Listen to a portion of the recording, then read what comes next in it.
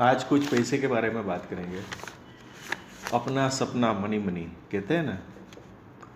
पैसे की जब भी बात आती है, लोग सोचते हैं कि अभी इसमें क्या बोलेगा कोई आदमी। जैसे सब लोगों ने सब कुछ सुन लिया है, सुना है कहीं ना कहीं से, आध्यात्मिक लेवल पे, पड़ोस से, रिलेटिव से, खुद से, सब जगह से, अपना एक्सपीरियंस से। तो लोग बोलते सब बातें छोड़ो, सिर्फ पैसे कमाने में ध्यान दो। लोग तो यहाँ तक बोल देते हैं कि पैसा भगवान नहीं है, भगवान से कम भी नहीं है।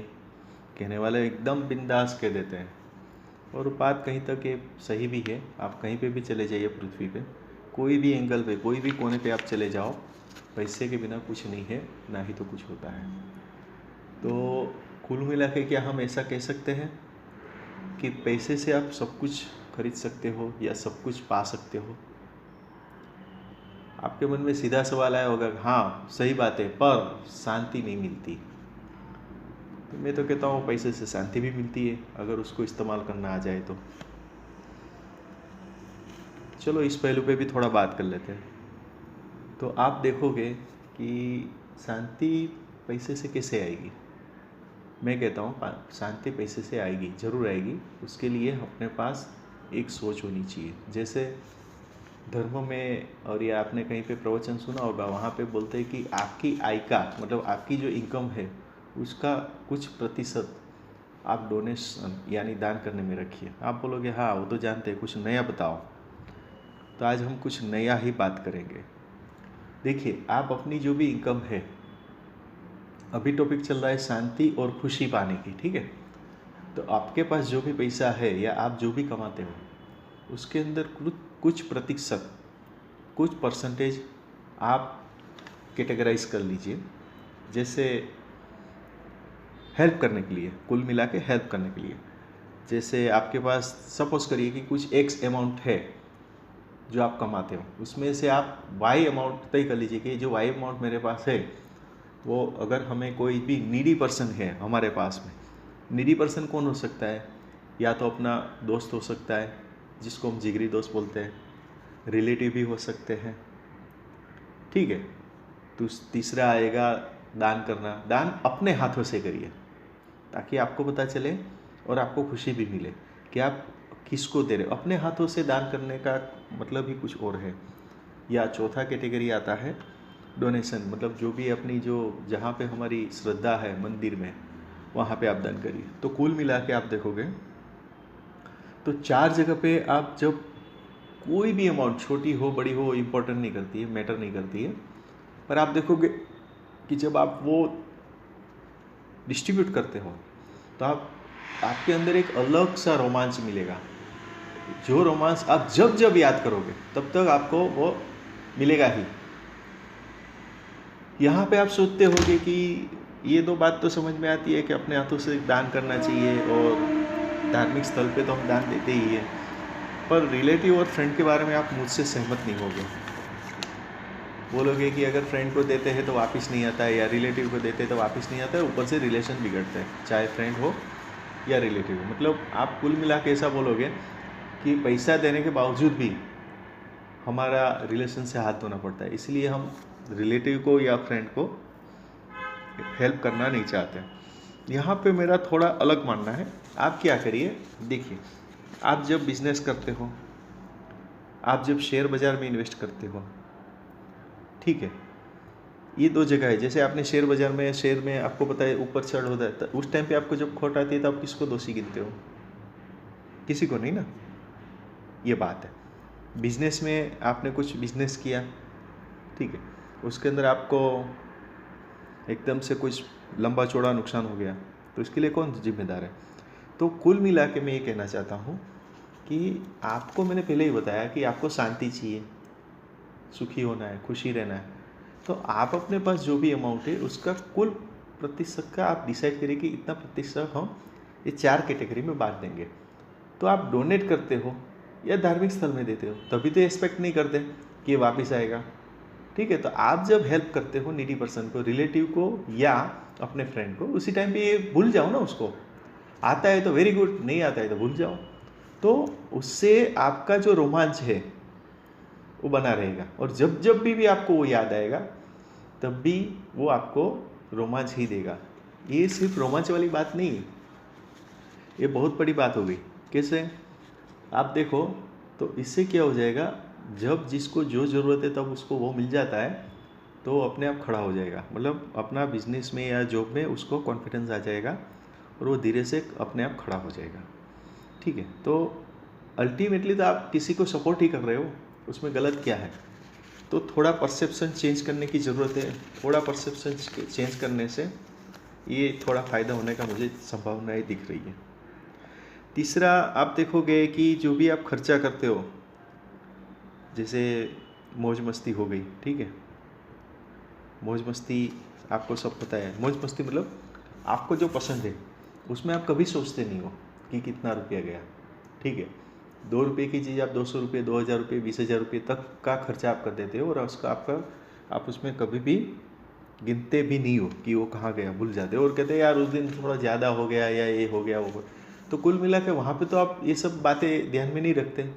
तो जब दोस्त को हेल्प करने की या रिलेटिव को हेल्प करने की बात आती है तो आप क्यों इतना छोटे दिमाग के हो जाते हो? जो अभी जी की जो बोलते हैं ना कि टाइम नहीं है, टाइम नहीं है, टाइम सबके पास है, पर ये थोड़ी थोड़ी छोटी छोटी गलत फहमियाँ यानी गलत सोच की वजह से हम अपने आप को अकेलापन में डाल दिया है।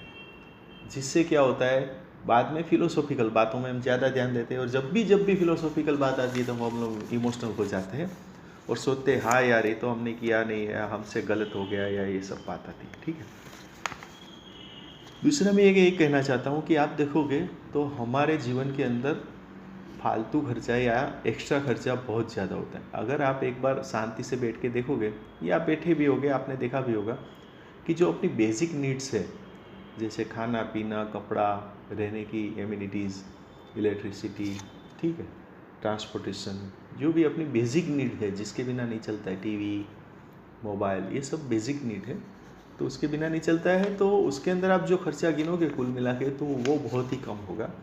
उससे ज़्यादा खर्चा आपका मौज मस्ती में या और जगह पे यूज़ होता होगा। आप स्टडी करना, आपको पता चलेगा जब आप हिसाब करने बैठोगे, एक बार हिसाब करके तो देखो आपको पता चलेगा कि सपोज़ करिए आप 100 रुपया कमाते हैं, एक एग्जाम्पल के तौर पे, तो आपकी बेसिक नीड के पीछे तो सिर्फ 30 रुपया ही खर्चा होता होगा। बाकी का 70 रुपया जो है वो एक्स्ट्रा आप सोचोगे यार ये कहाँ जा रहा है, पता ही नहीं चल रहा है, तो आप उसका स्टडी करिए और उसमें काटिए।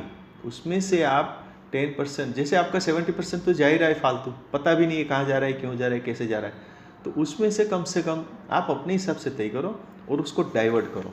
कहाँ पे? फ्रेंड में, रिलेटिव में।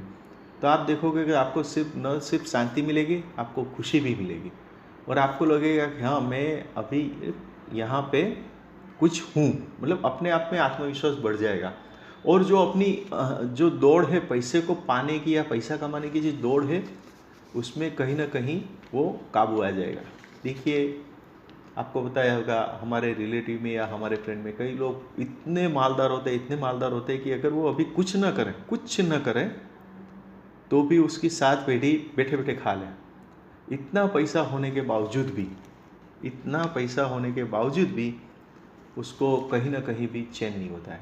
लॉजिक यही है, क्योंकि जब ये बात आती है कि रिलेटिव को हेल्प करो, दोस्त को हेल्प करो, तो वो फिलोसॉफी पे आ जाएगा जो मैंने आगे रिपीट नहीं करना, आगे जो बोला था वही। ठीक है, दूसरा उसको यही चिंता सताती है कि अभी ये पैसे कहाँ डालूँ, वो जहाँ पे डालेगा वो मल्टीप्लाइड होकर वापस आ जाता है।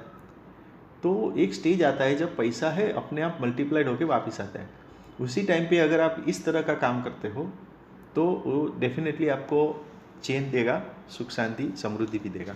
तो आप देखोगे कि उस टाइम पे अपने आप मानसिक स्ट्रेस न होने की वजह से आदमी हेल्थी भी रहेगा, प्लेजेंट भी रहेगा, मतलब खुशनुमा भी रहेगा और तंदुरुस्त भी रहेगा।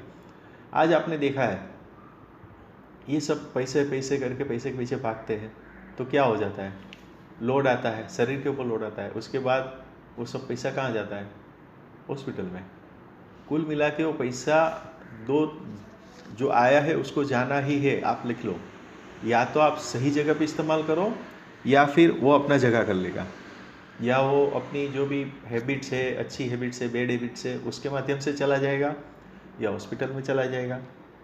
या फिर अपने न होने के बाद लोग मौज मस्ती, क्योंकि उसने पैसे कैसे कमाए उसको पता ही नहीं है, तो हायरार्की में जब जाएगा तो उसका इस्तेमाल सही तरह से नहीं कर सकता है।